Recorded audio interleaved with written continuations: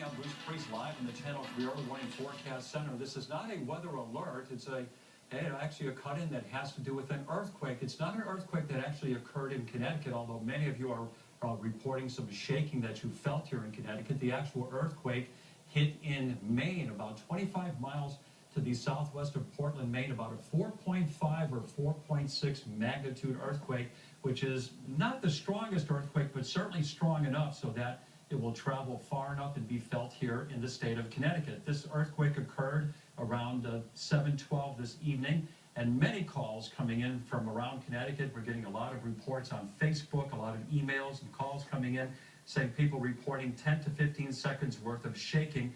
Towns that this earthquake was felt in here in Connecticut: East Hartford, Enfield, Newington, Somers, Southington, Bristol, Bloomfield, New Britain, Simsbury, Moosup, Ellington, Hartford, Windsor, Windsor Locks, East Hartford, and West Hartford, and also in Portland.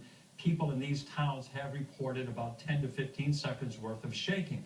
How far is this earthquake away from Connecticut? Again, it's located about 25 miles to the southwest of Portland, and we're going to utilize a little bit of technology here. We're going to go right from the epicenter right to Hartford, and you can see basically that earthquake occurred about 158 miles away from Hartford up in Portland, Maine. Now, in New England, the ground is underneath is old, it's hard, so earthquakes do have the ability to travel a long distance. There have been times in the past where we've had earthquakes up in Canada that we felt here in New England, and also more recently we've had that earthquake that occurred in the Washington, D.C. area that we strongly felt here in Connecticut. So the ability for earthquake to travel far is quite high here in the Northeast.